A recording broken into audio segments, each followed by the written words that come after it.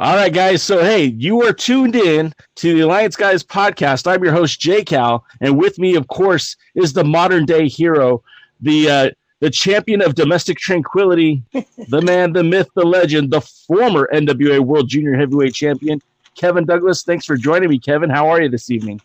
I am fantastic. Glad to be here. Glad to get ready to talk some wrestling in the holiday season. It's just a good time. I'm having a good day. Jay, how about yourself? You ready to talk some wrestling? I would love nothing more than this moment than to talk the National Wrestling Alliance with you and the folks listening here on YouTube or on the Anchor FM app.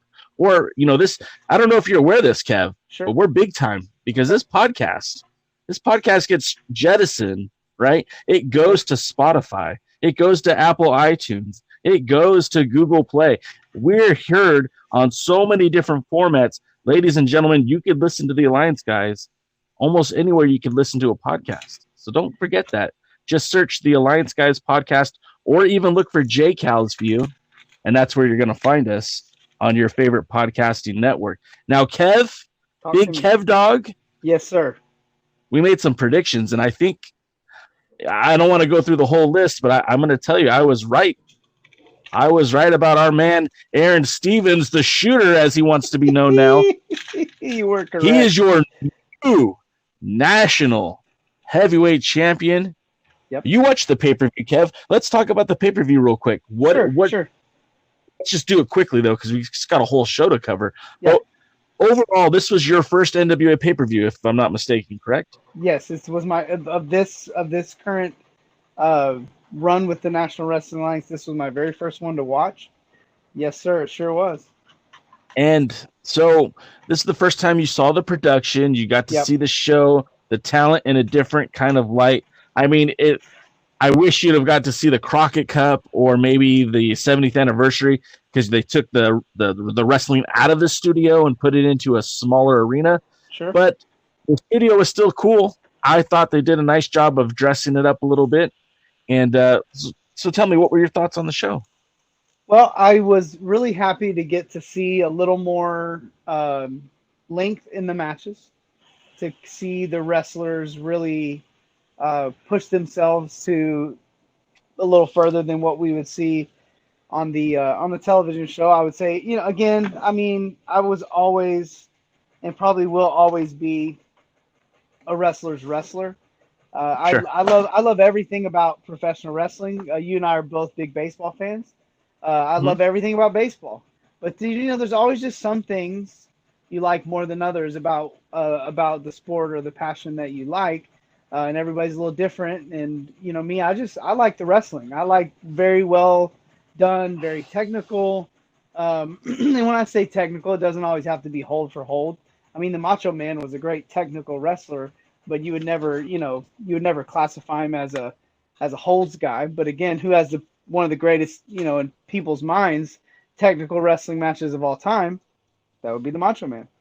Yeah, that's true. Yeah, so again, that's what I'm a fan of. So, of course, there was a lot of that in the show. There was a little bit of times where, comedy ruled the day. I don't complain about it. I had to live among it when I was a wrestler. So, all in all, I felt like it was a fun show. It was worth my time. Like, you know what I mean? Like, it's the first time that I've actually paid to watch a wrestling event, aside from, my monthly subscription to WWE, which I don't use every month either. So this was, I was stepping out a little bit, but of course it's hard not to support the company that supported you for a long time. So sure. it was a no-brainer, and it was definitely worth the price of admission. What about you? What'd you think of the show, Jay? What was your overall takeaway? So what I felt was we got a very interesting show. Mm-hmm. I feel like we had an extended version of NWA Power. Mm-hmm. Yeah. We didn't get a lot of payoffs. We didn't see any blow-offs. The feuds will keep on continuing. There were no major swerves. There was no major incidents, except for one, of course, so we'll get to that in a moment. Mm-hmm. But the show was good. do not get me wrong, the show was good, but I just felt like we were watching an extended cut of an NWA Power episode. And I think part of the reason is because it was still in the Georgia Public Broadcasting Studios and not in a smaller arena. Mm-hmm. And I understand why they do that, because financially it makes a lot more sense. Mm-hmm. However, it's hard to shed the NWA Power feel when the NWA Power logo is up on the wall. Yeah. But all in all, I thought it was a good pay-per-view. Of course, they crowned a new national champion. Mm-hmm. The Rock and Roll Express retained the tag team championships, which was a shock to you and to me. I threw up in my mouth just a little bit. We saw a swerve where Ashley Vox got injured by Thunder Rosa, who again might have stolen the show early on. Marty Bell and Melina teamed up to face Allison Kay and a returning ODB. Now, if you guys have been watching the show for a while, we talked about the Modus Brewing event where ODB challenged Allison Kay for that NWA Women's Championship. So it was kind of nice to see her make her debut in the NWA. And it's a little bit of an Impact reunion for Allison Kay, who used to wrestle as Sienna and ODB. So that was kind of interesting. Of course, I was a huge fan of seeing the Shooter win his national championship, and the way he did it was exactly what I would have suggested. He wasn't the star of the show. He didn't go out there and wrestle his butt off. Excuse me. I almost said a word that I don't want to offend any of our listeners, but it's certainly it showcased how good Ricky Starks is, showcased how good Colt Cabana is, and how sneaky and underhanded and conniving and very much like Loki in the Marvel Universe that Aron Stevens is. He came in and stole that belt, and I'm celebrating his victory. Of course, Murdoch and Question Mark was different. Sure. And, Question Mark is certainly popping the audience still, and I know that's a big thing for the NWA, so his reign of terror continues. Of course, the main event, Anderson and Eli Drake.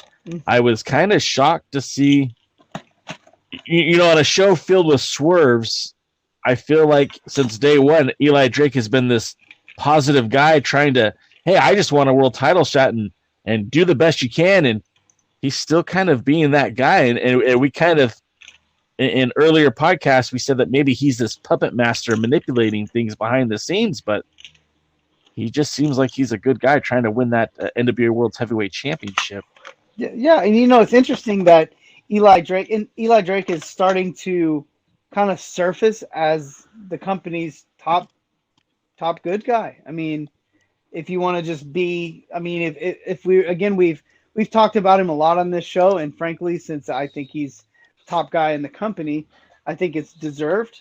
But I think he has kind of emerged as their top babyface at this moment. And again, I'm not running the show, so if I said something along the lines of if they're smart or if it were me, they would run with that.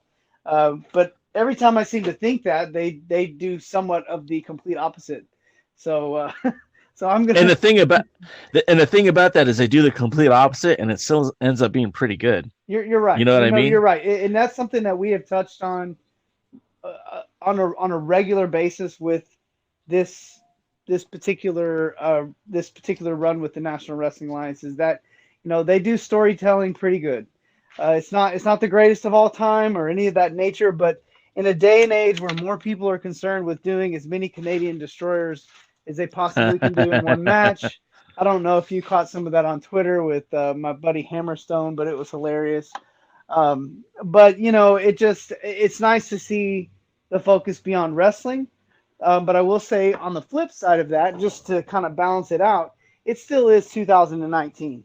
And I do think that at some point you need to realize that and just a nice little shoulder tap, a tackle, drop down, arm drag, reverse, get it again, old, 85 type wrestling to some extent, you can apply, and this is probably a little bit pulling the curtain back, but gosh, they do it all day on Twitter as well. Sure. But you can still use the newer version, some of the newer moves and some of the newer things that go on in wrestling that are really awesome. You can still use those and apply that old school type psychology to it. And again, I think this is hopefully part of the growth process of the National Wrestling Alliance, is just them realizing, hey, we are an old school show. We use old school storytelling and old school presentation, but it's still 2019. You can still make it your own. You don't have to be just an absolute carbon copy of anything. And the thing that I want to point out, and I didn't come up with this, somebody on Twitter did, and I don't remember who it was, so forgive me. Mm-hmm. But they said, I'm watching through some of the old NWA matches, and back in the day, my dog just walked in and scared the crap out of me because this studio has a lot of the kids' Christmas presents. So back in the day, Lou Thez would have 20 headlocks in a match, and people loved it. Sure. But if you did 20 headlocks in a match today, people would say that's boring. And they're not wrong. No. Wrestling evolves, and that's okay. Sure. But there's room for all of it. I one time watched Daniel Bryan and I think it was James Gibson do a match where all they did was roll-ups for about 20 minutes. And it was one of the most entertaining things I'd ever seen. Mm-hmm. So it's in the world of professional wrestling, I've said it since day one. This is literally the Baskin Robbins of entertainment. There's a flavor for everybody. If you like hardcore deathmatch wrestling, cool, you can find that. If you want to see old school Southern style wrestling, there's an avenue for that. You want to see studio style wrestling? Hey, we got that too. You want to see what's the most popular wrestling? You got to turn on USA or Fox and watch SmackDown or Raw. You know what I mean? But there's a flavor for everybody. We got you covered. And speaking of got you covered, Jay Cal and Kevin Douglas have got you guys covered, because now we're going to switch gears a little bit and we're going to talk about the last episode of the NWA Power, which was titled, I think it was titled Enter the Villain. I lost it on my sheet here, but I think it was Enter the Villain.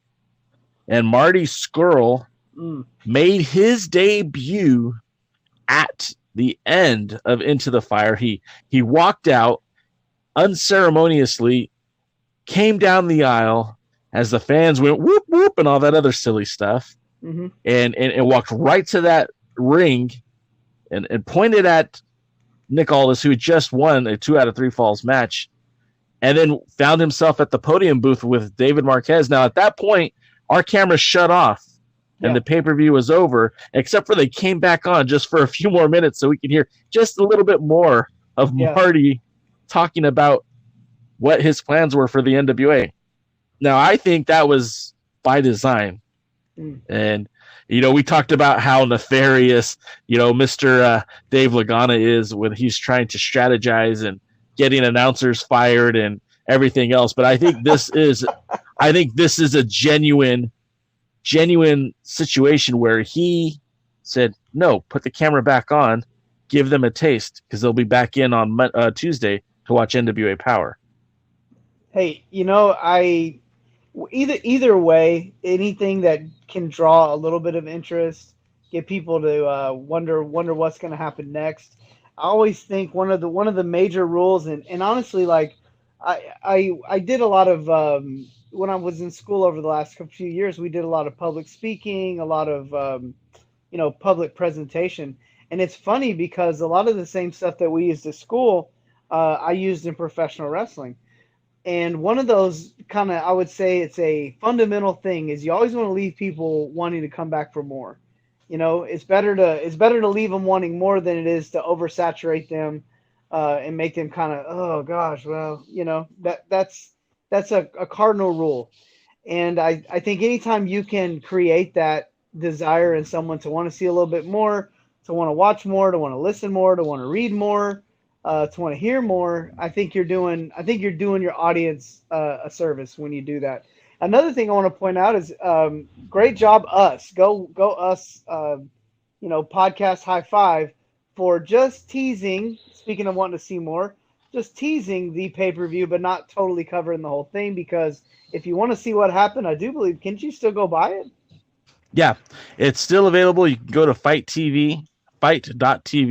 I'm actually going to put a link here in the description where you guys can order the pay-per-view. If you have not ordered from Fight before, it's actually $10 off. So you can come back and watch. Yes, you can watch the show with a discount by using my my special code here. And I really think the show was very good. Like I said, it very much felt like the Georgia Public Broadcasting Studios, because that's where it was. But it was definitely worth a watch. And again, if you can get the pay-per-view for $15 as opposed to $25, that's a win too. Absolutely.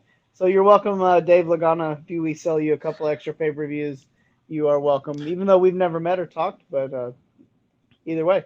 So yeah, so let's roll on to the NWA Power episode and just talk about that, which I felt like was a pretty good episode. I feel like maybe your biggest prediction that was possibly going to happen at the pay-per-view ended up happening on the television show. Yes, and we'll get to that prediction and more, but we got to always start off with the beginning of the show, how it kicks off. You know, they into the fire. You know, I sing that song to my wife all the time. Into the fire. Yeah, it took her a while, but now she's given over. That's good. That's great. So the show kicks off with our mutual friend, Mr. David Marquez, looking rather dashing at that booth, much like Gordon Soley, like a young Gordon Soley. And he was sitting there, and of course, Aron Stevens and the question mark approached. And Aron Stevens was quick to remind the audience not to look him in the eye. Sure. Actually, Marquez asked him if that was okay, and he dismissed it. He showcased his third-degree black belt in Mongrovian karate. Excuse me, karate. Okay, I gotta stop you real quick with the Mongrovia. I have to. I'm sorry. Please, do it. What about Stu Bennett on play-by-play? Was he not? In my opinion, I was absolutely shocked at how good he was, how funny he was, and just his timing was. I feel like it felt like he had done this. He had been doing this like his whole career or something. I mean, me and Deke had a little talk last night and just a little chat, and I could rave for a good 10 minutes on how good Stu Bennett was, and you bringing up the Mongrovian, the whole thing was hilarious, and his response to it to me might have been the best part when Aron Stevens did win the national title, which we've already placed spoiler on that. He was the one to coin the phrase that people in Monrovia are partying all in the streets right now. Yes, and I don't know if you know this, because I know you watch WWE. Sure. And I think we've talked. You've kind of dabbled in some of the indies in the United States. Yeah. But when Stu Bennett left the WWE, when Wade Barrett left the WWE, Stu Bennett kind of started doing more color commentary in the UK indies, and I believe, I know for a fact that he was the voice of the World of Sport Wrestling, which was, in the United States, we always had the WWF or the NWA. In the UK, they had World of Sport, and they brought World of Sport back temporary. Like, I think the idea was it was going to be something bigger, but then, of course, the WWE came in with UK NXT, and that kind of killed a lot of the momentum.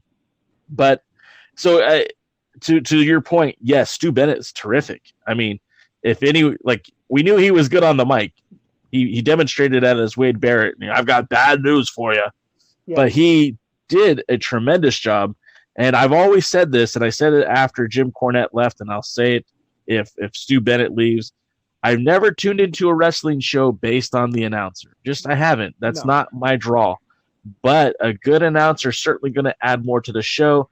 I do believe Cornette added more to the NWA programming. I believe Stu Bennett adds something new to the NWA programming.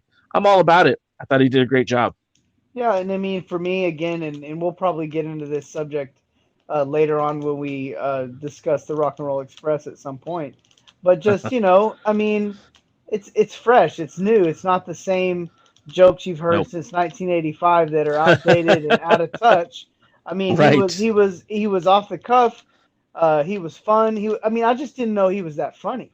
And Right. for a guy, I mean, you know who it reminded me of in football, which I remember the first time I heard Tony Romo in the booth. I didn't know it was Tony Romo, and I Yeah. was like, man, this guy is great. Who is this? I've never heard this guy.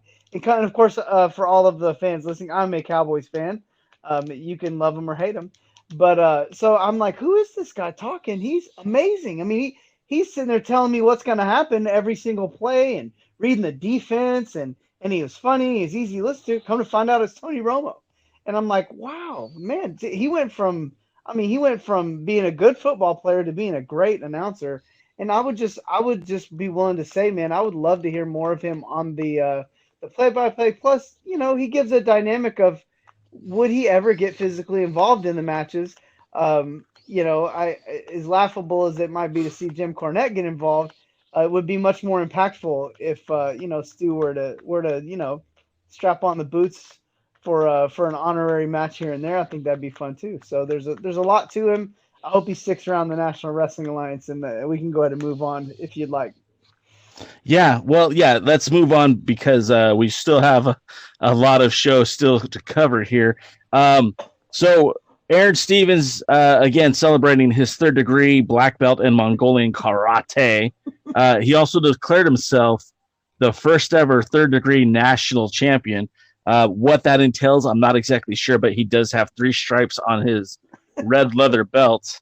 And he's insisting on being referred to as the shooter.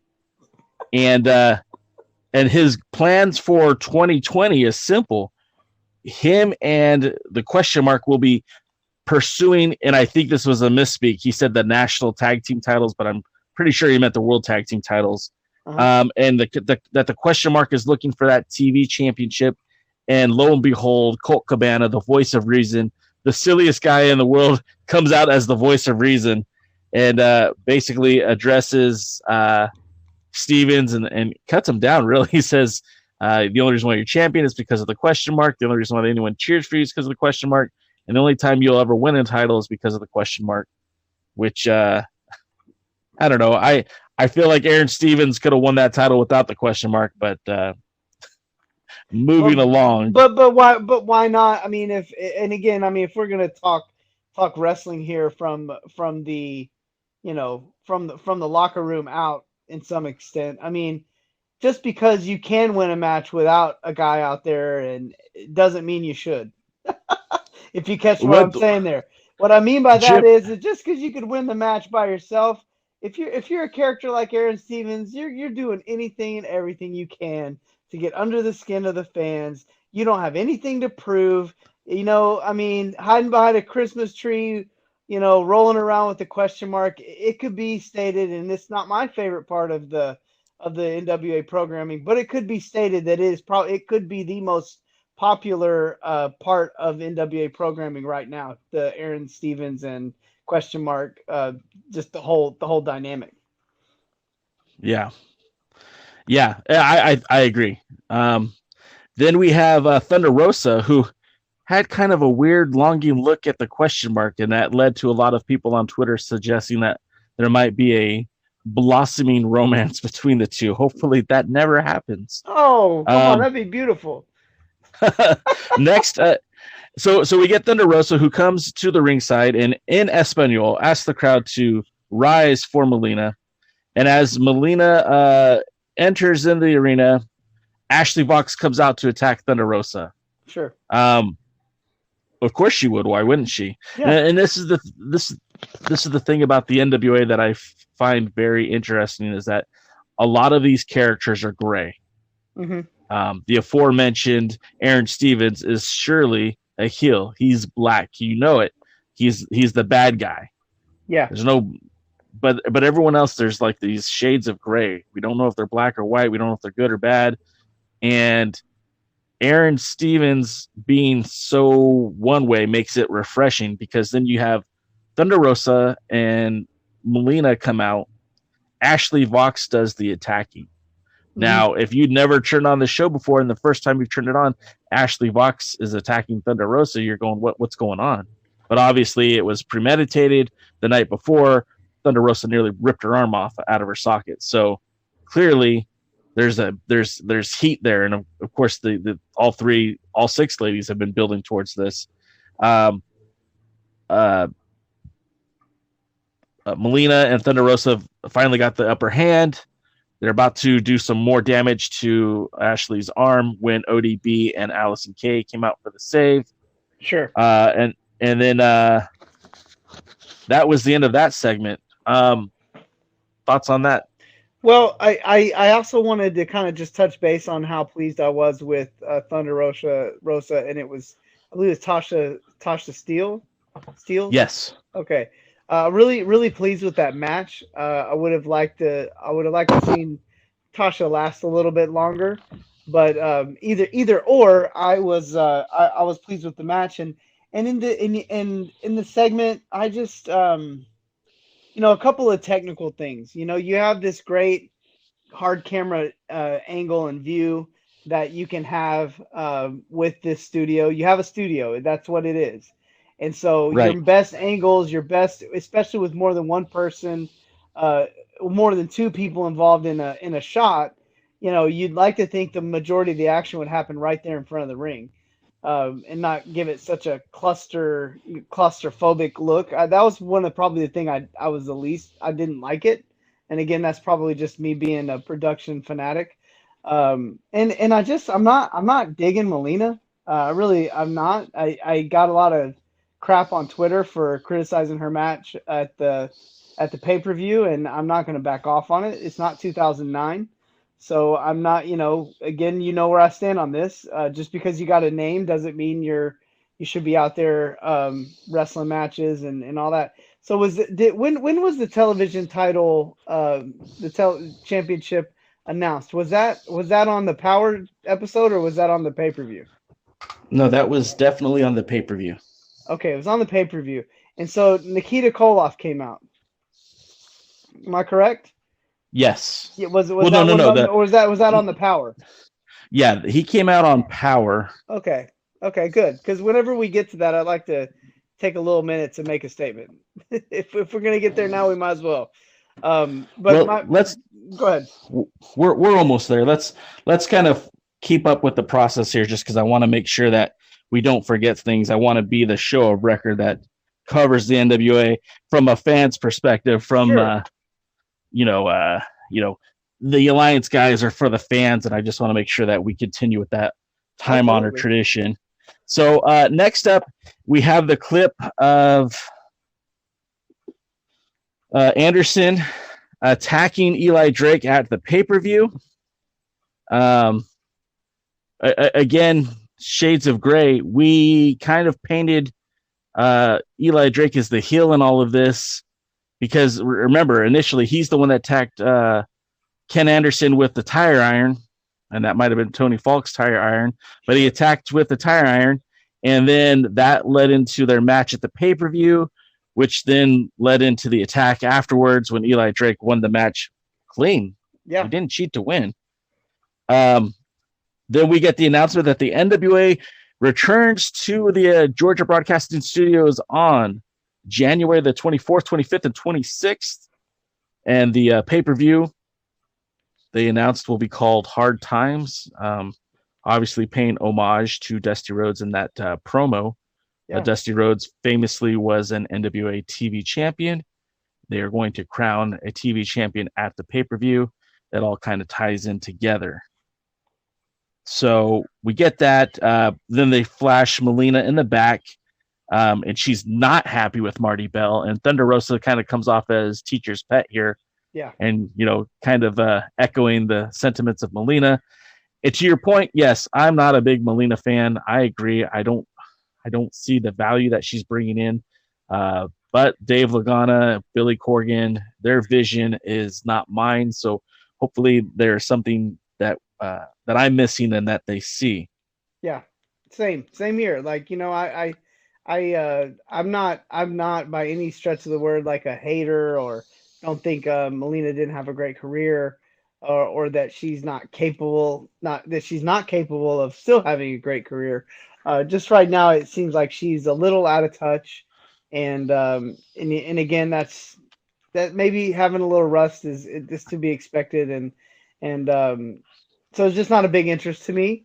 The Right. storyline is an interest, but what I'd really like to see, if you want my true opinion on this, is I'd like to see some women's wrestling. Yes. Some matches. That would be nice. Just I don't even care if it's 6, 8 minutes. Like give me some good wrestling from the women, not just a bunch of drama. Yes. There's some good wrestlers on this roster, and I think it would be nice just to see a few matches without all the extra stuff. All the extra stuff is fine. It's meant to draw attention to what actually happens inside the ring. As Harley Right. Race would say, it's still called wrestling. The sign on the marquee says professional wrestling. And speaking of professional wrestling, and speaking of TV shows, we're now here to where they announce the addition of the television title. But before we get to that, I'm contractually obligated to allow the Alliance guys to enter this program whenever they see fit. DKM, who has not appeared on the show since the Jim Cornette incident, is still an Alliance guy. Ooh. And we still have to play this video audio. So enjoy.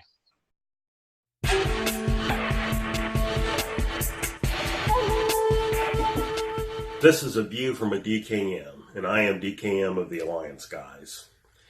Ever since the NWA announced their show, NWA Power, a lot of fans out there have been clamoring for the return of this particular title, the NWA World's Television Championship. NWA TV title, 80 plans. First, you have to have television.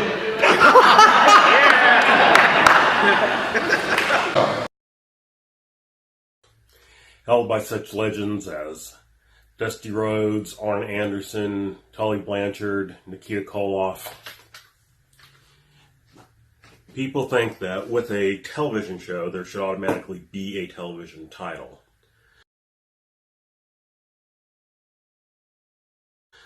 But I am not among that crowd. With all the competition of promotions out right now, it's hard to fill a full roster of top talented guys. As such, the NWA already has 4 titles that can be used on the show, and you can't just give titles to everybody.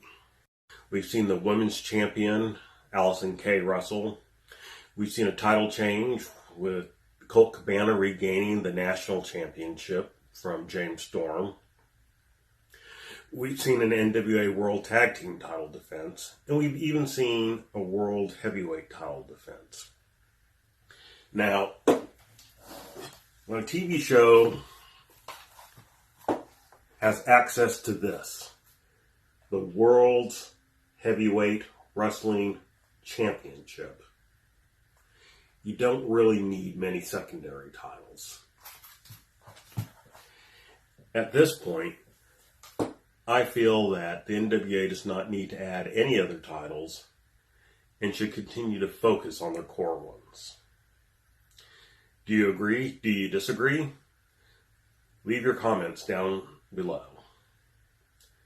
Until next time, this is a view from a DKM. All right. So guys, that's DK's opinion. If you like it, tell him so. You can find him at Twitter. He's at DKM. I think it's FWTX. I'll put it up here on the screen afterwards. But let him know what you think about the TV title. He's not a big fan. Kevin Douglas, I'll be honest. 2 weeks ago, I hated the idea of adding another title to the TV program. What are your thoughts on adding a secondary championship to the show? it's not a. I just don't have a real strong opinion either way. I know it sounds like what how I it was if it is a National Wrestling Alliance, they did have a television championship. I think if you put a lot of thought into it and you really look into it heavily, there's a lot to criticize about it. But if you're in my position from where I'm at, it's not a thing, you know. I mean, it's not gonna make or break the show. I think it might add a little bit of intrigue, and I would think as the company expands, maybe it will pay dividends for creating some interest in some of the feuds. It would be actually kind of cool to see some of their shows or events, especially the pay-per-views, where you don't have maybe all the titles defended every single time. And this may give you an opportunity to have, maybe one or two title matches or have, the national champion or the heavyweight champion vie for maybe the tag team championships or have matches that aren't necessarily for the belt. So you never know. And titles like this can sometimes become irrelevant, and sometimes it can actually put light on a wrestler that may be otherwise getting overlooked. Thinking of maybe Rob Van Dam with the television title in ECW. You never know. It could really boost somebody's career and draw light to somebody that might otherwise not get the attention they deserve. Yeah, agreed 100%. And again, I think my biggest problem with the title is I felt like the roster just wasn't big enough, but we did see some additions just in the last week. And I don't want to spoil the upcoming TV tapings, but there are a lot more additions to the roster. We know already the Marty Scurll, the villain, he joined the roster ranks. We had this guy, and you notice how we've been talking about all this wrestling so far, and we have yet to see an actual match. We got a new addition to the roster, actually two new additions, C.W. Anderson and Zicky Dice. Zicky Dice is something else. So we'll get more to him in a minute. But the TV title is I think has a lot of potential. Like I said, with an expanded roster, I see some things that might play out well for the TV title. But I'll be honest, I'm reluctant. I don't love the idea. But like I said, Dave Logano's vision and Billy Corgan's vision has entertained me so far. I'm going to give him the benefit of the doubt. And, I think the biggest crime in all of this, and this is some hashtag belt nerd talk, but you can't bring the TV title back with a black strap. You need the red strap on the red belt with a silver plating. That was my favorite TV title, and that's the one that I thought they should have brought back. Okay, so then we get the matchup with Zicky Dice, who Kevin, I want to get your take on that in just a second. It's a play-in match. It's not a qualifying match. It's not a first-round match. It's a play-in match, and it's Zicky Dice taking on Sal Rinauro, who we haven't seen for a couple of weeks, and a debuting C.W. Anderson. And C.W. Anderson is, most famously known in his time in ECW, but was also part of the Hardcore Horsemen with Steve Corino, wrestled a lot in MLW in its early days. And, Kevin, what's your take on Zicky Dice? I see a match like that.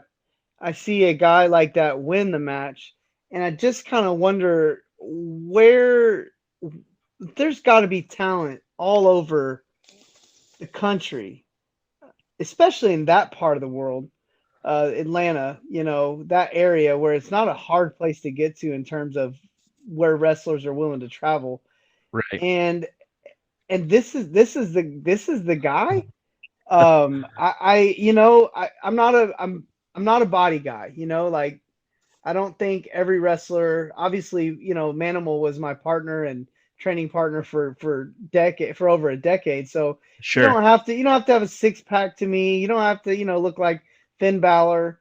It's not that. It's just sometimes you need to know what you have, and sometimes you need to know what you don't have.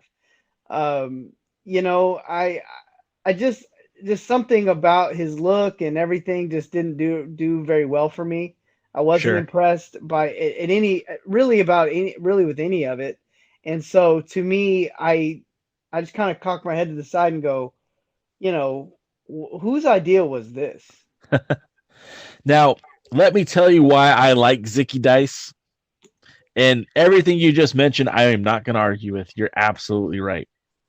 But I think you would appreciate the guy behind the gimmick. Mm-hmm. This guy is a hard worker. He's a traveler. He's a guy that's gotten out of his comfort zone. I mean, I'm talking he's wrestled in championship wrestling from Hollywood. He wrestles in freelance wrestling. He's had matches on the East Coast. He's had matches in Iowa, Council Bluffs, Iowa. Who's wrestling in Council Bluffs, Iowa? He's wrestling in North Dakota, South Dakota. The guy gets around. He's hungry. And I think we had this conversation about 10 years ago. And you had said, like, show me the guys who are working as hard as I am to get booked. Show me the guys who are getting their name out there. And he's one of these guys that's doing that. Now, he might not be the flashiest. He might not be the best, but he certainly has put in the work. So for that reason, I'm glad to see him in the NWA. Am I going to be a big fan? No, absolutely not. I don't like the gimmick. I don't like the wrestler. I mean, I don't know him as a person, but I've never been overly impressed by him. Well, I go back and I remember, I've seen guys like this come and go, and it's not, it's fine. I just we'll see what the NWA does with him, and maybe this was his big moment, and we don't see too much of him again. If we do see more of him, I just would like to see him improve. If they're gonna put the TV time on him and put him out there, hopefully they've got people giving him solid advice about how to keep improving and how to start pulling the whole thing together. I think that's kind of where I would be with it. I think the biggest thing I didn't like about this match is Sal Rinauro has not had a singles match. I don't think he has. Maybe he's had one, but he hasn't had a victory in the NWA, whether it be tag team or singles. C.W. Anderson was debuting. Now he's got reputation, but that reputation is over 10 years old. I think 10 years ago, he was already kind of gone by the wayside. And then you've got Zicky Dice, who, again, his reputation I'm aware of, but that's because I'm a nerd and I look stuff up and I try to follow these guys. Neither one of these guys have made an impact in the NWA. Why are they even being considered to put in this kind of tournament that, Eli Drake alluded to earlier? His name wasn't even on the list. So, I guess not earlier, but later in the show, I messed that up. But bottom line is, for what it was, it's a throwaway match. I don't think whoever wins this play-in match is going to be the next TV champion anyways. Yep. Zicky Dice, the offense was just kind of whatever. I didn't really think the match was really well done. No. I thought the triple clothesline was kind of neat because I haven't seen that before. Sal Rinauro clotheslined both Dice and C.W. Anderson. And then there were a lot of near falls because, again, they have that special time limit, 6 minutes and 5 seconds to win the match. And then Dice steals it with a shake, rattle, and roll. After, well, first of all, C.W. Anderson did a very beautiful spine buster that only an Anderson could do. And then Zicky Dice attempted to throw him out of the ring, which was ugly. And but then Dice got the snake rattle and roll. Got the snake rattle and roll on Mr. Sal Rinauro to secure his spot in a qualifying match. So, not a huge fan of the match. I don't think you were either, Kevin. No, and actually the coolest part of the match was when my wife was watching with me for a brief moment, and she's watching that match, and of course she's looking at Dice, just kind of looking at me, and I'm looking at her, and she's looking at me, and I'm looking at her, and I kind of just shrug my shoulders. And as the match is going on, right before C.W. Anderson hit the spine buster, I mean before the other guy, I can't remember his name right now, but he was running across the ring. And before any of that, I see the look. I've taken that spine buster, by the way, and Yeah. I see CW, like I see him get set, and before anything happens, I looked over to Melody. I go, spine buster, and the guy goes running, and then he hits the big spine buster, and then the announcer goes, spine buster, and she's like, you always do that. I do it in football, man. I do it on football games, on baseball, basketball, and especially during professional wrestling. But let's go to the next segment, which is when they announce the competitors? No, that's coming up. Oh, I'm so ready. We get the Dawsons who interrupt what Nikki Dice promo, and they said that they're going to expose some truth, that they were owed monies in championship matches from the wild card, and that the wild card hadn't paid off. And they're actually giving some credence to James Storm's conspiracy theory that they did the dirty work for the wild card, but never got their payoff. That led to the wild card chase, basically chasing the guys to the back. Then we fast forward to Marty Scurll, the interview from Into the Fire, which was everything we kind of expected. Why is he here? Everyone expected him to go here or there, and we know he means AEW or WWE. I don't think anybody expects the Marty Scurll to be a long-term competitor for the NWA, but I think they're going to strike while the iron's hot. I think he's here because he's going to bring more eyeballs to the show, and before he signs that contract with either the World Wrestling Entertainment or All Elite Wrestling, they're going to get at least a pay-per-view out of him. Did you have anything you want to add to that? Yeah, I thought I don't know hardly anything about Marty Scurll. I know everybody freaked out about it. I'm gonna have to YouTube a couple matches or something because I don't know him very well. Don't know much about him. So when I see a lot of hype and I've never even heard of somebody, I kind of get skeptical. The other thing I got skeptical about, and again, I thought the Dawson's part, by the way, was good. Again, you go from kind of what I thought was kind of sketchy booking to really good. I really thought that part was good. I mean, it was just as built intrigue. It was creative. And again, I really hope the NWA, the production and everything starts to hit a sweet spot where they realize, after throwing enough stuff out there that's good and enough stuff that's not so good, that they can start to kind of own their craft in terms of how they put these television tapings together. That's the side note. As far as Marty Scurll goes, I thought the stare down between him and Nick Aldous was a little silly because he's about a foot shorter than Nick Aldous. And so it was a very anticlimactic stare down as far as I was concerned. It looked like a grown man staring down a child.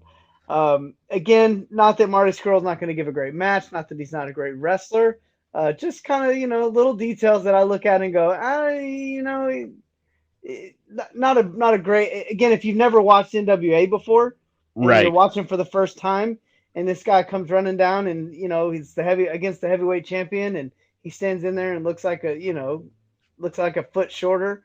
And he didn't say a whole lot in his promo either. So he's got a lot to prove, as far as I'm concerned, to be a real competitor for the title. Since all these other great guys that we cover every week have been working their way up the ranks, and here we go with another guy just like James Storm, making enough noise and just sliding right into that spot. Well, and you are 100% correct, because if you're the casual wrestling fan, or this is your first episode of the NWA, you've never watched Ring of Honor, then you have no idea who this guy is. If you've never watched New Japan Pro Wrestling, you don't know who he is. But let me give you a little bit of insight, because I have watched New Japan and I have watched Ring of Honor.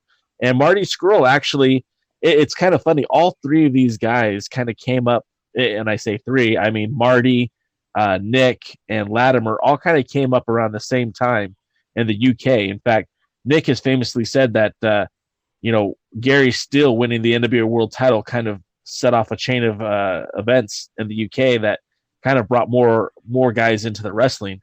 And, Marty was actually being considered to win that NWA Junior Heavyweight Championship towards the end of the Bruce Tharp era. There was a gentleman who was promoting wrestling in the UK named Billy Wood. In fact, I interviewed him, and he said specifically he wanted to put the title on Marty Scurll, and he was doing everything in his power to do that. And Marty Scurll would have made a wonderful junior heavyweight champion, as he made a really good junior heavyweight champion for New Japan Pro Wrestling. To your point, he's a junior heavyweight. Yeah. And I'm not saying that a junior heavyweight can't win the world title, but you're right. It's hard to be menacing when you're about a foot shorter than the world's champion. Yeah. I'm 5'8", Kevin. I'm not the tallest guy in the world. I stood next to the world's champion multiple times, and he's a big dude.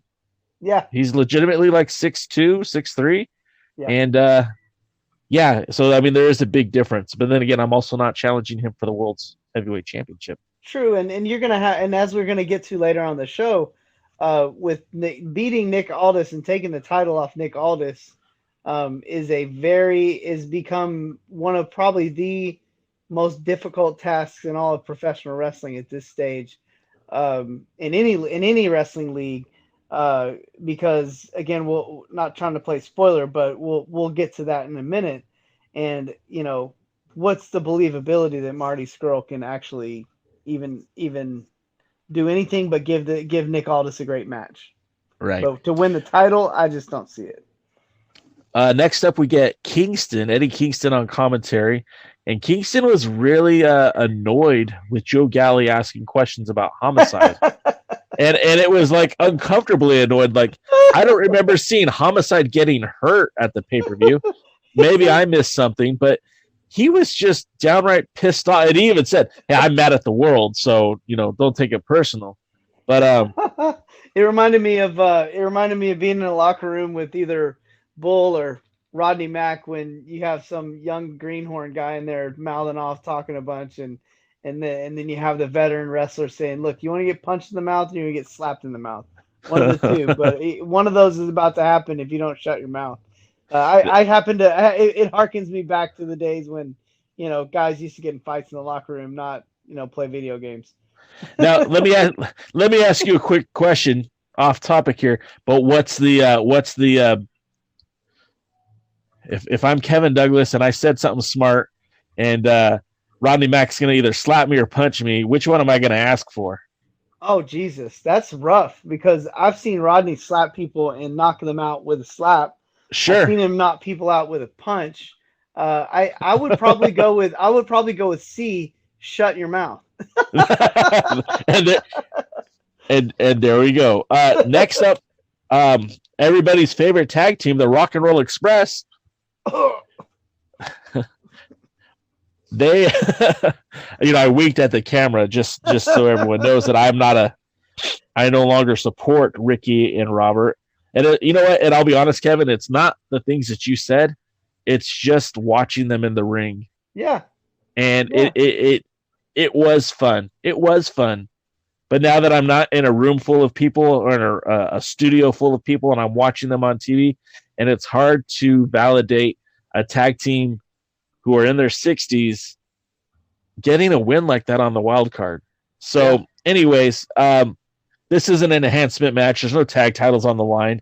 And I do want to note that we're 30 minutes into the show, and over 8,000 people are watching live. Nice. I think that's pretty consistent with the numbers that they've been doing. So them being off that week didn't really slow down their momentum, which I think is something that we should note, because you were like me, you kind of tiptoe into some of these NWA forums on Facebook, and people are like, well, Jim Cornette's gone, so the ratings are in the toilet. Nobody's watching it anymore. They've only got 100,000 people watching the show now. Well, and let me be very brash when I say this, because I'm so tired of seeing these comments. Look, Dick, each episode is out for about a week, and they build up to about 200 plus, with the one exception was the clip show, episode 8. Everything else is built up to 200, 220, 250. The first episode was at 500,000, and that's because, you know what? It was the first episode. People wanted to check it out, see what the buzz was about. Each one of these shows, the longer that it's on YouTube, is going to gain more viewers, more traction. So if an episode is under 200, it's not because, or excuse me, if the episode that's been out for 2 days is under 200,000, it doesn't mean that the show sucked or people stopped watching. It just means not everyone's got an opportunity to see it yet. And it's so infuriating when people are like, oh, the show's terrible now because Cornette's gone. No, dude, it's just because the show was on for 2 days. And they've already amassed 100,000 people watching it. And you should take note that 100,000 people have spent an hour watching this show. Now, I'll be honest, I don't know YouTube algorithms. I don't know the breakdowns. I don't know what makes the show, what counts as a view. But 100,000 people watching, 100,000 YouTube views is still pretty impressive. Yeah. So we get Ricky and Robert back in action. If you blink, you'll miss it. This was nothing to write home about. They took on Zach Morrissey, Yeah. Sean Sin. Yeah, I don't blame you. There was nothing to see here. No. The interesting part was after this match, of course, Ricky and Robert at the announce booth, and besides Kingston giving a lot of shit to Joe Galley, we've got Galley at Dave's booth, and he's trying to get some questions from the Rock and Roll Express. And for some reason, now the questions are about Nick Aldous, which I find puzzling because you're talking to Ricky Morton and Robert Gibson, who are tag team champions, and you're asking them what is Nick Aldous' trajectory as World's Heavyweight Champion. Who cares what they have to say about Nick Aldous' trajectory as champion? I don't believe Ricky Morton ever was the NWA World's Heavyweight Champion. I know Robert Gibson wasn't. So this kind of seems pointless to me. And Morton said he didn't want to disrespect Aldous, but then said he's got a long way to go. And have you ever noticed when someone says no disrespect intended, the next thing they do is immediately disrespect you? Disrespect them. Yeah. And of course, it's going to be Ricky Morton to disrespect the world's heavyweight champion, Nick Aldous. We've talked about this famously in the past couple of weeks. He is a former junior heavyweight champion, and we're not talking in 1986 or 1990 or even early 2000. He was a world junior heavyweight champion about, I want to say 6 years ago. So, well, you know what? I mean, since it's all about getting a pop these days, why not just put the strap on him? Put them all on him. What the heck? I mean, he's a legend. He's got a Hall of Fame ring. Like, who cares how good you are in the ring anymore? If you get a pop, if you can get a pop at a fan fest and draw a bunch of old fans that are Rock and Roll Express fans, I mean, why not just put all the titles on them? Shoot, I mean, why not? Why are we having a TV title tournament? Why not just put the belt on Nikita? And we're going to get to that in just a minute. Then we get the Dawsons back out saying that they're going to spill the beans about the conspiracy. And before you know it, Wildcard get at it. And we have a breakdown. They do announce that the title will be crowned. The TV champion will be crowned on the 24th at Hard Times. Mm-hmm. We get a match between the Wildcard and the Dawsons. And this was actually kind of refreshing because this was a decent match. Wrestling match. It was great. Yeah, the Dawsons were initially built on enhancement talent. The NWA did a very good job of trying to build them up, and it kind of worked. I don't think they're going to be the tag champions anytime soon. I don't think they'll be the ones to pin Ricky and Robert, but they're certainly a formidable tag team. They looked really good against the Wildcard. The two things that I noticed is that after Zayn chopped the ring post, Latimer was quick to go right after that hand, and a sign of a good tag team. I think you can relate to this when watching Arn and Tully back in the day wrestling as tag team. They would pick apart a person's body, and if there was any weakness at all, they would find a way to expose it. And I wouldn't dare compare Latimer and Isaacs to Arn and Tully. I just enjoyed the way that they were dissecting the hand of one Zane Dawson. I got you. No, I thought that was really good. And I mean, hey, I think Arn's still like living and breathing too. I mean, maybe we could throw him into the TV title picture. But no, I enjoy that. I didn't know a lot about Wildcard before I started watching. I knew a little bit about Brahm. Isn't that his name? Yeah. Bram. Beforehand. And, they have actually become more and more impressive to me week by week, which makes me even more kind of furious about the fact that they're not still the tag team champions. And, anyways, we got Golden Girls out there with the world tag titles rolling around. Can I throw a little bit more flame to the fire? Of course. So Royce Isaacs is your reigning and defended United Wrestling Network TV champion.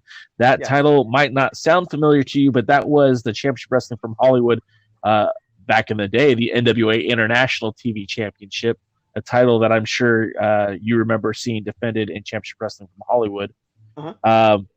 And the tag team pairing of Royce Isaacs and Thomas Latimer did not happen until the Crockett Cup 2019 in North Carolina, Charlotte, North Carolina, of all places. The duo was put together, and they won the play-in tournament. They called it the Wildcard tournament, hence the name Wildcard.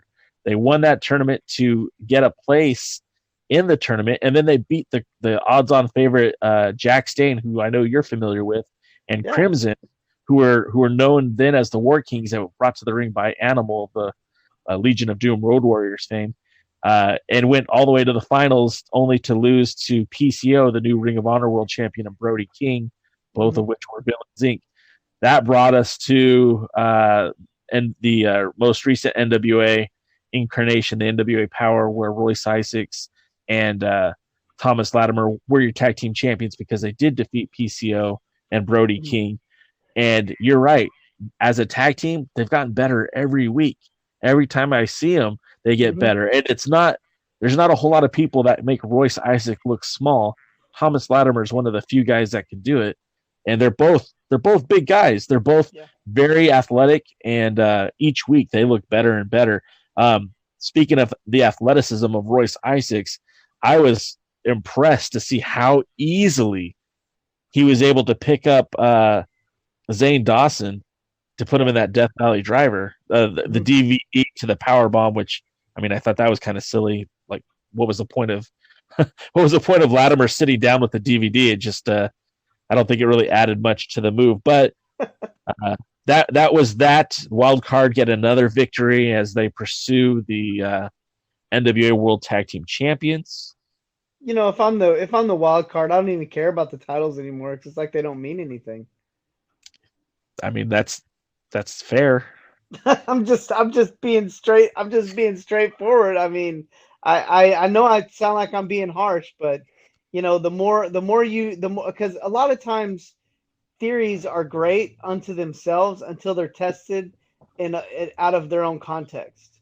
Sure. In terms of it's cool to think that it would be cool if this, but then when you kind of put the whole picture around it, if you were to say, if you were to take the same theory that sounds cool with the Rock and Roll Express, and like I said about Arn Anderson, or if Arn and Tully got back together, I bet they'd get a pop, probably a bigger pop. They brought the Four Horsemen back together, they'd probably get a bigger pop than the Rock and Roll Express. But I don't see any of them pursuing that. And again, I'm not going to let go of this for any time soon. But there's a point. What's that? I'm not asking you to. Good, because it shouldn't be said, because there's a part of this is responsibility on the wrestlers. Okay, I know it's probably hard to imagine as a fan, or even as a younger wrestler or a wrestler that maybe didn't get very far in their career, to imagine how in the world you could turn down a title shot or the limelight or that kind of thing. But, at some point you have more respect for the business than you do for, your career and taking a booking. And that a lot of that was the reason my goal when I started wrestling was to never wrestle past 40. Because I just felt like it was an embarrassment to the whole industry. And again, there are plenty of guys out there that have wrestled past 40 that do great. This is not like a blanket statement, but this was for me personally. Sure. I always admired the guy like a Barry Sanders who, ran for 1,500 yards his last season and then retires, with his brain still intact. Right. So there's a little, at any point, in my opinion, the Rock and Roll Express are working the business for all it's worth. And Sure. you know, it's not meant to be. It's not supposed to be that way. And sometimes, you know, sometimes when the bookers, the promoters, or even the fans don't know better, we as performers need to know better. And that's, you know, that's where I go with that. So, just moving along. Womp womp. Yeah. Well, look, you said it all. What more can I add to it? We get Royce Isaacs, or actually Thomas Latimer says that Santa Claus. What a Go great ahead. story though that the Dawsons and the Wildcard told on this Absolutely. during this show. I thought it was the best. I thought it was probably the best part of the show. If you wanted to say what was your favorite part, I thought it was the story the Dawsons and the Wildcard played, which we'll get to the ultimate culmination of that. And I'll be honest, if you asked me in week 1 if I would have been celebrating the Dawsons, I'd have told you hell no. But you know, they're putting in the work, and that's what you got to do. You got to put in the work, and it's they certainly have looked a lot better. But you know, Latimer says that Santa Claus is a lie, and then Royce Isaacs reiterates that Santa Claus is a liar, which sends another Santa Claus through the door, and it's Josephus of all people, who's currently serving a suspension and is not wearing a mask and wrestling at somebody else. Of course not. And he starts throwing out half the merch table. Joe Galley said, "There goes all the merch right there." And I thought one of the things that made me laugh is because each of these shows that I've been to, when I was in Nashville for the 70th anniversary, I saw this guy wearing an orange Santa suit. I thought, what the heck is that? And then someone told me, well, he's a Tennessee Volunteer fan that's dresses and looks like Santa Claus. Oh, okay, sure, whatever you say, man. And then I've seen him again, and of course he was in Atlanta at the last tapings, and he's at Atlanta at these tapings, and it was just well, the two Santa Claus didn't get along, and thankfully, woefully, I don't know how to say it, Josephus asked him to sit down, and not such a nice way. And then we get another backstage interview with Kyle Davis talking to James Storm, who still has his eyes set on the 10 pounds of gold. And his line of the night was, "You're going to make me become the old me," which I don't know exactly what that means, but I think it's a good way they played off the angle, because again, this whole time we've been talking about these shades of gray, and we were thinking that perhaps James Storm was the heel in all this, and they, you know, his whole "I'm a conspiracy victim," and it seemed to be like, you know, Crybaby making excuses, but he didn't make any excuses. He admitted that he lost the match, and that was that. He's going to go back to the pile. Man. Yep. And you know what? Like, you know, it just didn't interest me that much, honestly. No.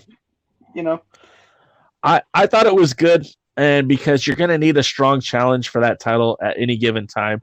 But the other thing I want to point out too is that's another name that was left off the list of the TV title tournament, and we're going to get to that right now. Now. Come on. They announced a TV title tournament, and they announced the lineup. And if you don't mind, I will go through the lineup right now. Save your applause for the end. We don't want anyone feeling bad. We got Zicky Dice, Ricky Starks, Caleb Conley, Colt Boom Boom Cabana, Trevor Murdoch, Thomas Latimer, The Question Mark, Eddie Kingston, Tim Storm, and as Marquez referred to them, both Dawsons, Zane and Dave, and the world's heavyweight champion, Nick Aldous. Yeah. Then we had Nikita Kolloff, who no longer has an accent because he's been in this country for 30 years, and things change. Yeah. He comes out, and they have some sort of a bingo device where they pull out numbers, and apparently our qualifying matches for next week, which will be on TV, will be Ricky Starks taking on Eddie Kingston, and then we'll have Colt Boom Boom Cabana facing off against his rival, The Question Mark. So I felt like those were good match pairings. I felt like Nikita Kolloff did a good job of putting the belt over. But I know you've got some things you'd like to say. And before we get to Nick Aldis's promo, why don't you say them? Mr. Sure. Douglas? So I've been waiting to say this, and I made a little tweet out there of, how, hats off to Nikita Kolloff. You know, of all the stuff that I've been saying about how wrestlers from that generation should act, how they should carry themselves, where they should be in wrestling, what their role. We had a famous wrestler back in my day. You might have heard of him before. He used to say, "Know your role." This is a great example of a guy knowing his role. And you know, did he get a pop? Yeah, he got a pop. He got a. People love him. There's a lot of old wrestlers that could come out and get a pop anytime they want. But you see Nikita doing what wrestlers of that ilk should be doing. Coming out, making an appearance, giving credentials to the National Wrestling Alliance, bringing every wrestler up that's in that tournament just by being associated with them. That's right. What you do in that position. You don't wrestle them and beat them because you can. Because you can pull the booker's heartstrings, or you can pull the booker's pocketbook. No, you go out there, you go out there, you show the TV title, you show the tag team titles, and you put them around the waist of the new champions. You shake their hand, you raise their hand, and you tag with them in a match that's not for the title, and then raise their hand again. You don't go out anyways. You know, hats off to Nikita. When everything I've been saying about the Rock and Roll Express, to me, is in a nutshell shown of how you're supposed to do it with what we saw with Nikita Kolloff. Is Kolloff in the tournament? You know, I thought maybe for sure he was going to be like the last competitor. And, you know, they were just going to have a match right there in an 8-man battle royal, and he's going to throw them all out of the ring and become the new champ. Why not? You know, and I'm being sarcastic and tongue-in-cheek, but this is where the theory fails. This is where the whole, well, yeah, it would be cool if. This is where the whole, you know, but they're the most over guys in the room, or, oh, it's history, it's making history. This is where all that fails. Yeah. Because you look at Nikita Kolloff and you go, well, why isn't he champ too? If we're going to do this, if we're going to play this game, if we're going to go down this, why not him? Why not bring in Hogan and win the WWE title for one more run? You know, it just doesn't work. And don't give WWE creative any more suggestions, man, because I bet you they need all the help they can get. Yeah. But you get my point. I think Nikita really kind of drove home the point I've been trying to make for the last few weeks. And I really think it's one of those, I rest my case, I drop the mic. You know, when does it end, NWA? When does it end?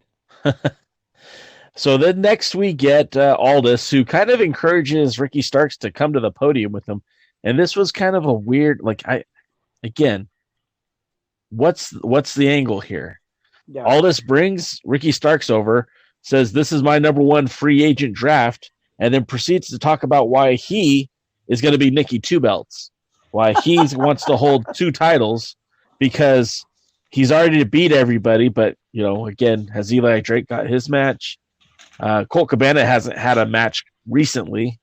And the match he had in China was really good. People should check that out. Then he's tired of people just showing up asking for title matches, which is kind of something you pointed out. Yeah. But then he Dave Marquez asks him about Into the Fire. He says he's no longer needs Camille to be his insurance policy. He dismisses her and says he's setting up a team, which was planted, the seed that we started planting, a couple weeks ago on the podcast, that we thought that this was coming, that we thought that Nick Aldis needed a elite group of wrestlers to represent his image of what the NWA should be. And this was the first time that Nick Aldis really felt like a heel. Yeah. Because up until this point, he was sis boom ba, rah, rah, rah, cheering on the NWA. This is our NWA. This is the National Wrestling Alliance, and we're here to wrestle. But this is the first time he really felt egotistical, and he was putting himself above the brand. And I, again, don't have a problem with that either. Nope, I love it.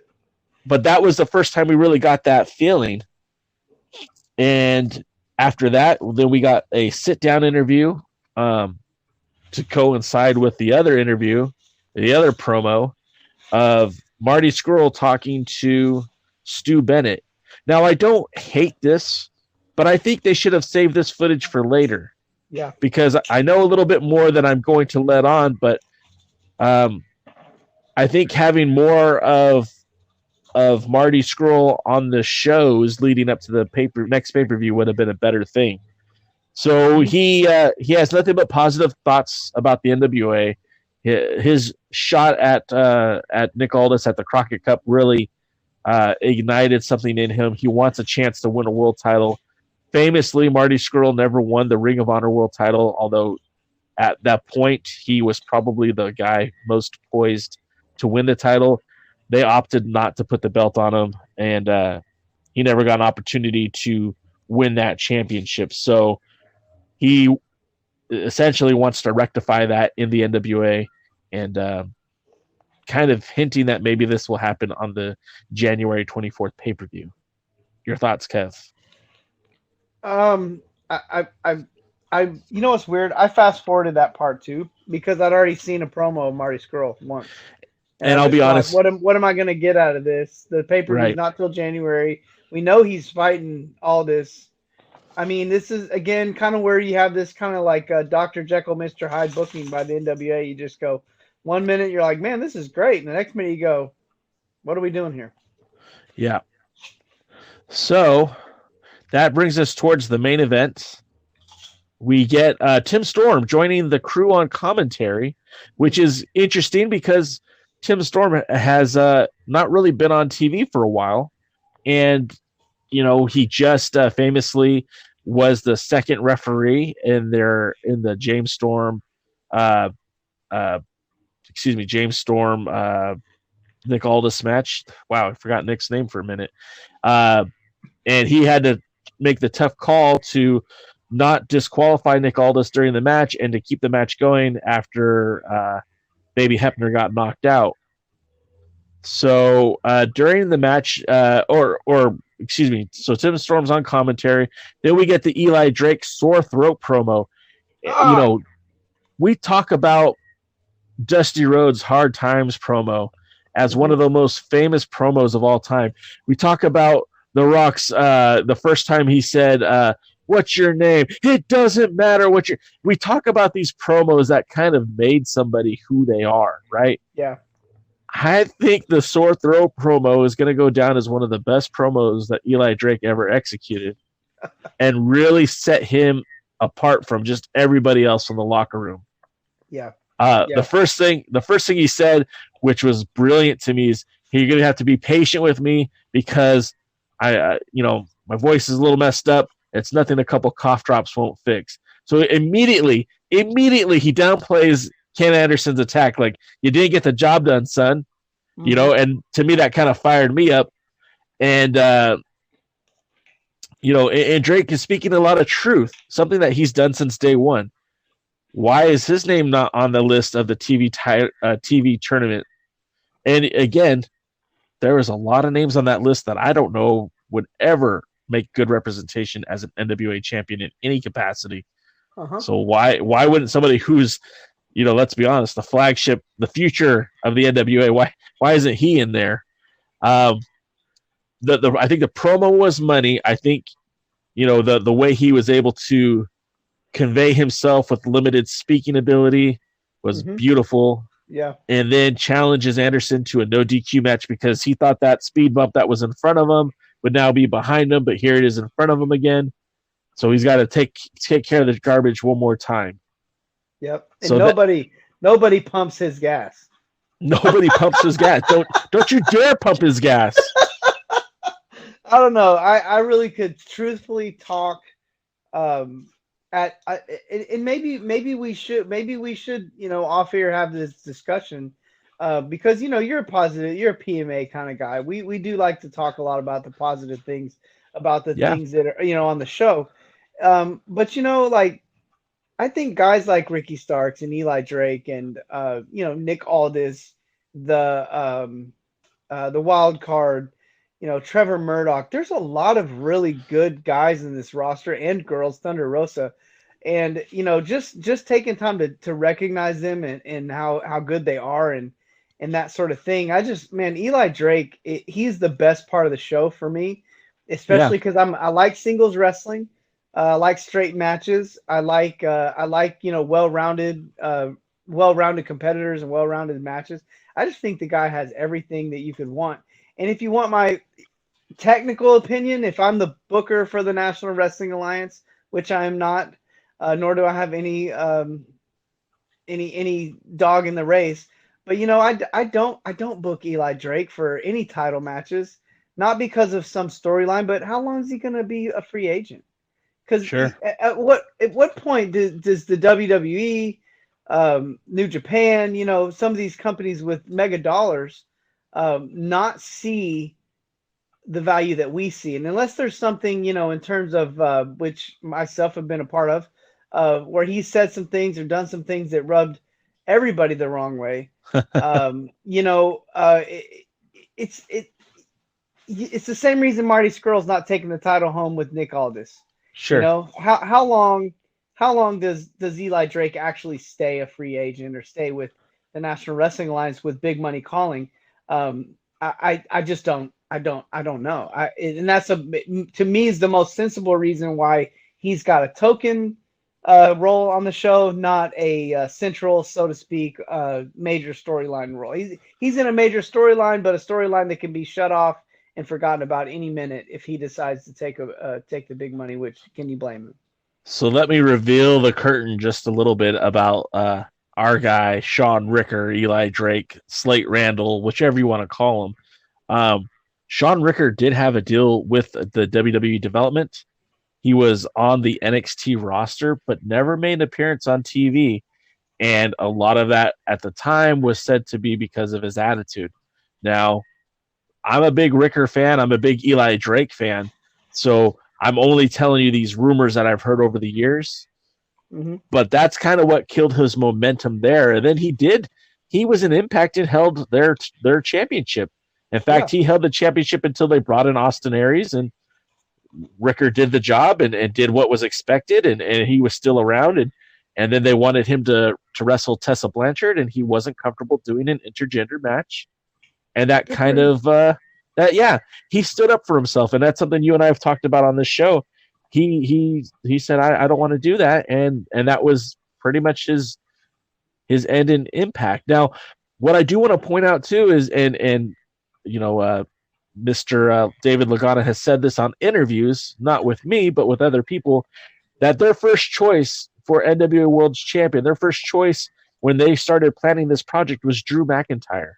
Now, obviously, Drew McIntyre famously signed with the WWE almost immediately after Dave Lagana and Billy Corgan and Drew McIntyre shot the video that they did, the documentary style, which was kind of like the pilot for 10 Pounds of Gold for Drew McIntyre. Their second choice was Eli Drake. And Eli Drake was a free agent, and things weren't exactly put in stone with what he was going to do. And Impact offered him a big contract, and he took it. And Nick Aldous was kind of like the third guy on the list, but has turned out to be a very good person to choose. Sure. But now Eli Drake's in the picture as well. So I don't know if he's short-term or long-term, but I tend to think he's here for the long haul. The NWA is growing. It'll never be the WWE, but it certainly could be a much bigger player in the few years to come. Sure. And Eli Drake could be the guy that carries this company to that next step, especially after a promo like the one on Tuesday night. So this was a no DQ match. Drake versus Mr. Anderson. And you know what?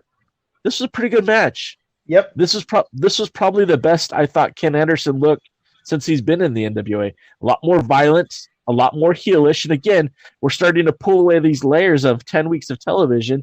And now we're kind of seeing Eli Drake is not such a bad dude, and Ken Anderson isn't such a good dude.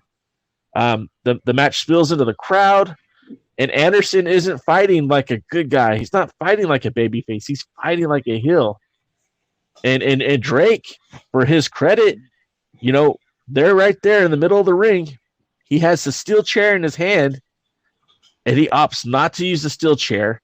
hits the finishing move, the gravy train, gets the 1, 2, 3, and cleanly defeats Ken Anderson, not with a chair, not with a tire iron, but the good old gravy train. And again, came off looking like a huge baby face. Yep. Kevin Douglas, your thoughts? Push the guy to the moon. Let's get the Marty Scurll thing over with, and let's get 2020. 3 to 4. Anything we can get out of it. Eli Drake versus Nick Aldous. Even with what we're about to discuss, bring that in. I don't care. Sure.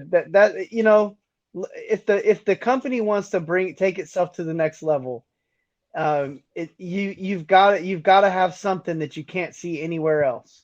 Right. And if there's something that I can say that no other company really has the ability to do right now, it's offer those two guys in a long program where we can really showcase all their talent and see everything that professional wrestling does have to offer between two top-notch heavyweight wrestlers. I mean, just give it to us, in small doses all throughout the year, and then give us something give us a couple of matches that we won't forget. And I guarantee you the podcasts and the news sources and everybody and their dog will be talking about the NWA if these two guys are going out there giving classic matches and great promos, which they both have all the capabilities to do. And to quote your favorite wrestler, give me what I want. I love that guy.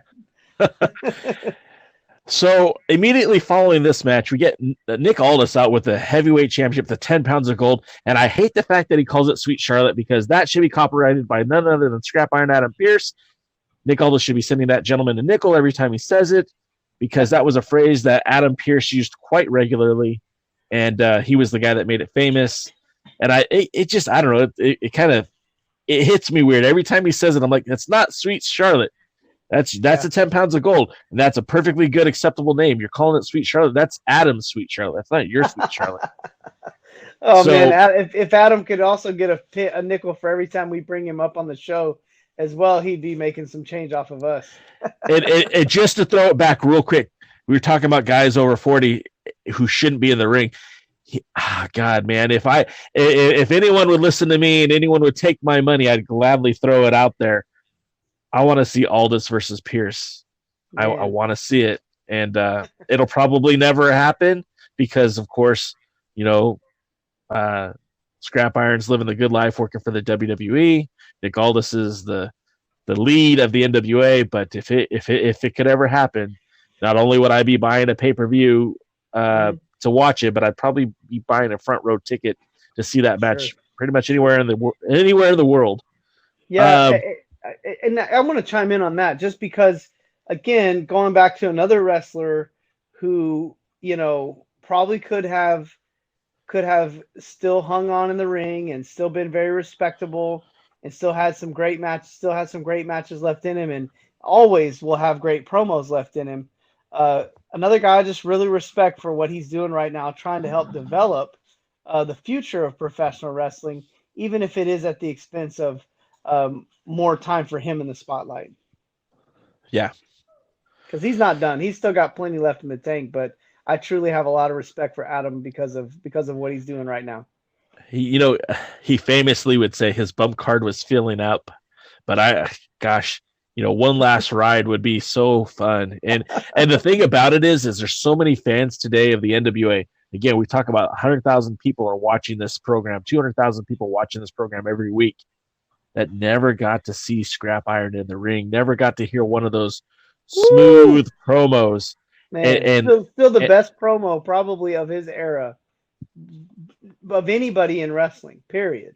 You go to YouTube and Adam Pearce promo right now from, the 08 through the 2012 or 2007 to 2012 era, and you're going to hear some of the best promos you've ever heard in your life.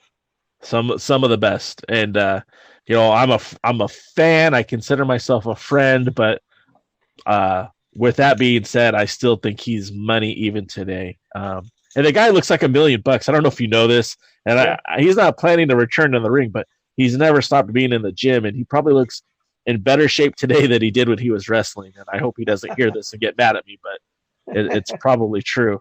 Aldous comes out with the 10 pounds of gold to confront Tim Storm at the booth.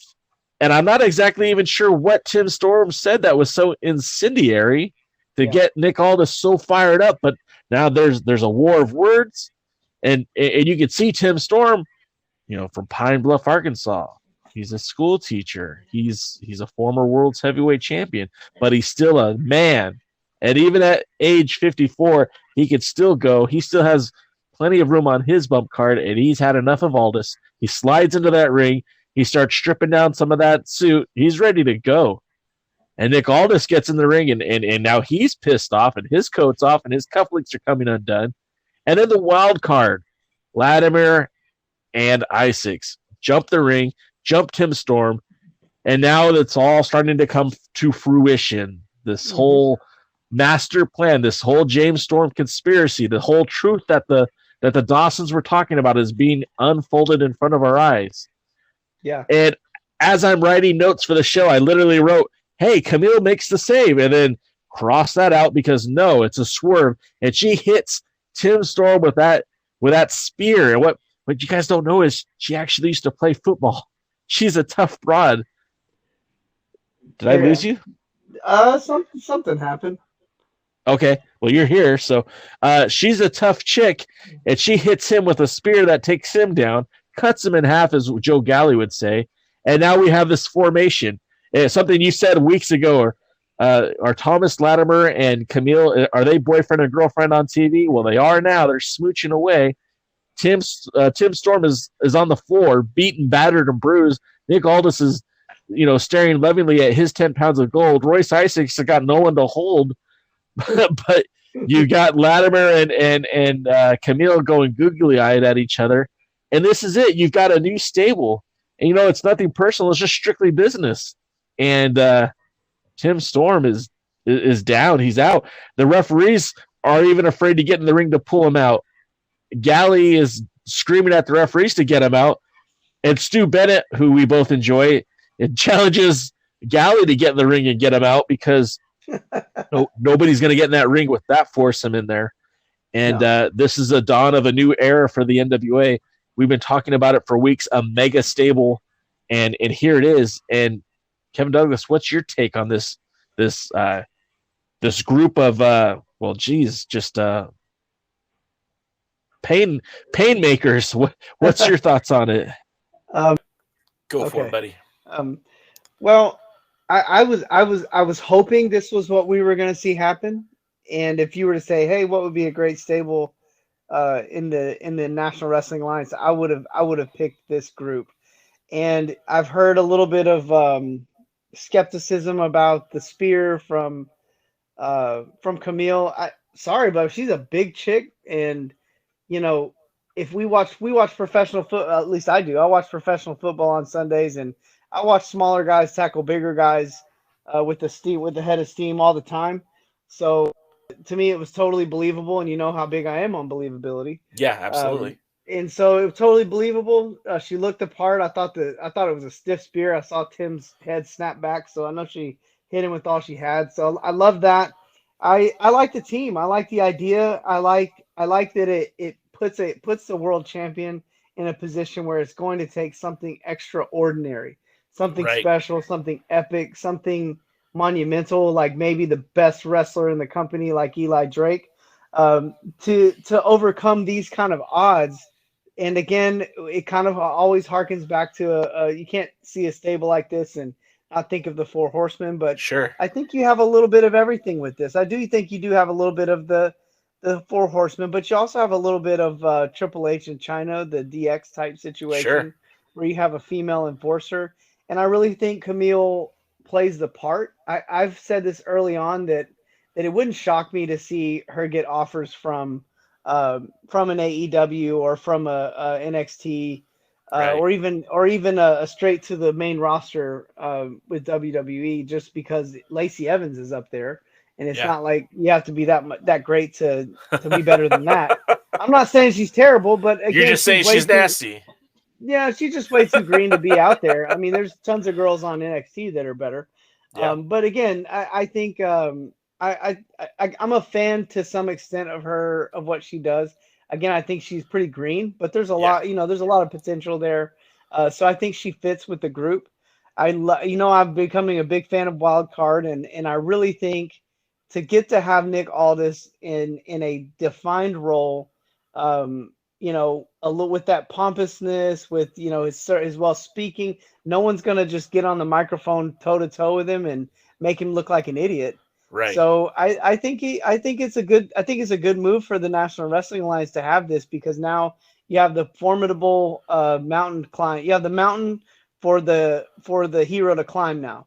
And so it's just I hope we get to have that journey, and I hope it's Eli Drake. So a couple weeks ago, you and I were talking, and I told you about how Mama Cow back in the day, we'd put the NWA pay-per-views on, and Sting would be out there, and Sting looks like he's going to beat Ric Flair, and it's going to happen, and Sting's going to be the next world's heavyweight champion. Oh no, here comes the Horseman to mess everything up, and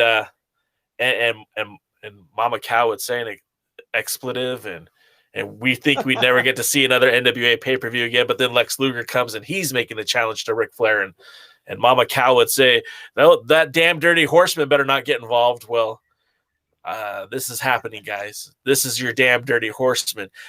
If anything, I kind of also want to liken it a little bit to the Dangerous Alliance.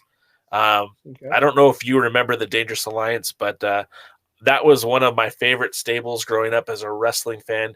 The early days of WCW, you had you had Paul Heyman, which first and foremost, a great mind for wrestling, a great speaking voice, a great promo guy.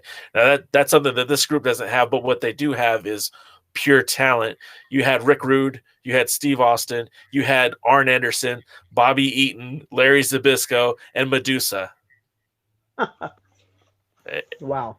In this group, you have Nick Aldis, you have Thomas Latimer, you have Royce Isaac, and you have Camille for now.